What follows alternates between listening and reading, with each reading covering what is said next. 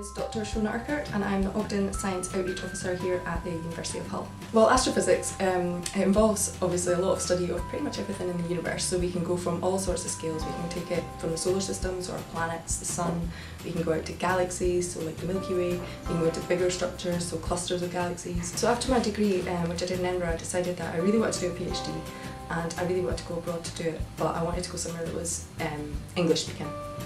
And my supervisor at that time in Edinburgh was friends with the supervisor that I ended up with in Victoria.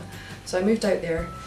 I was there for about 8 years. I stayed a bit longer than the duration of my PhD just because I loved the town so much. I had the best time. I got the most amazing opportunities. I met the most amazing people.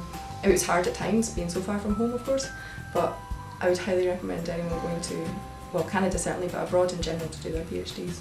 From a personal point of view, when I was at high school, I was at just a pretty normal state school, never felt a huge amount of pressure not to study physics, but I was definitely in the minority. I think there were 2 girls in my whole, so I was in Scotland, so my highers, which is just like your A-levels, class was only 2 girls. But I found it more of an issue at university actually, that guys sort of, it was the fellow students tended to speak to you like you didn't really know what you were doing or didn't really know what you were talking about. My position has changed through the years.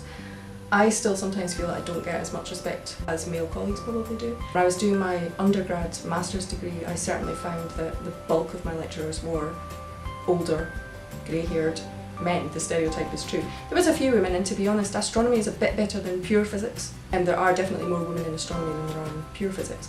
But yeah, I did find it, and then during my PhD as well, there was a great deal of sexism, and sort of the way you were treated was a bit different, and then yeah, it seems to be across the sort of spectrum. And I know that even when I was doing my PhD, senior female colleagues of mine found exactly the same thing. And I still see it every so often. But it just wasn't the generally done thing. Like, women just didn't really go and study physics, or worse is engineering. They've got even, and maths, they've got even more problems. It starts young, in my opinion. We need to start this at, well, high school at minimum, but I think primary school. And it starts from all sort of different areas. I think it comes partly from parents, especially with the slightly older generation, so it's maybe getting a bit better now. You have programmes like, I mean, I know The Big Bang Theory is a funny sitcom, but I don't think it really helps. You know, you see this like sort of really nerdy image, they're all guys. It's not true, it's just not true. I think we need to start tackling them young, targeting parents, make sure they kind of know, and teachers as well. They need to sort of project this idea that, well, so what if you're a girl, you can still do it. I mean, something goes wrong because we know that girls excel compared to boys, and then suddenly, sort of round about A-level, something happens and we lose them, and they don't seem to come back much after that. So I think we really need better role models, female role models. Most of our role models in science are male. I do think that's changing a bit now as well with generations. So things like Nobel Prize, for example.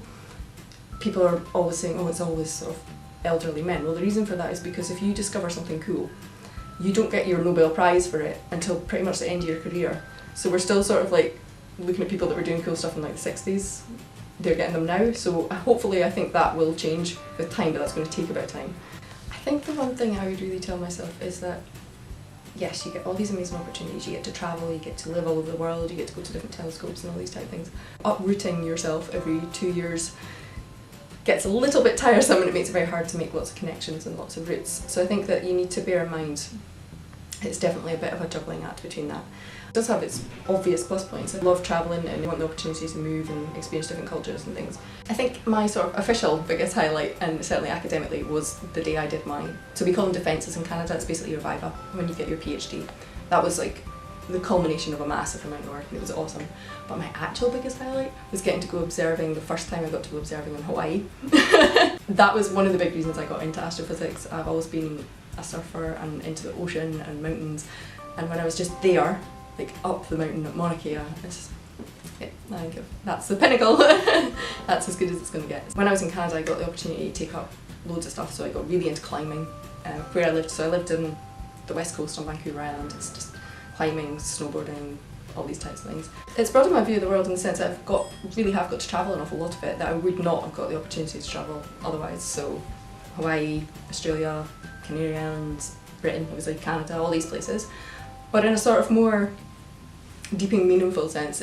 Studying the universe really makes you appreciate your place in it.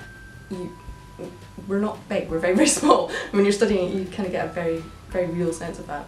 It's amazingly satisfying on lots of different levels. So if I have a child come up to me, or a young woman, a young man, come up to me afterwards and say, I really want to study physics because of what you just did or something, that is like the best feeling in the world. Or if I'm even writing a bit of code for a bit of research and I've been banging my head against it for a week and then I get it to work, that is immensely satisfying. I mean, it might just be this tiny thing, but it's really satisfying. What I get to study and look at is absolutely fascinating. You see all these headlines in the news and I know the science behind it most of the time. And it's really lovely to be able to understand it, to really, as you said before, like to really broaden your horizons. And I think lastly, it's not the most sort of highbrow word, but it's fun.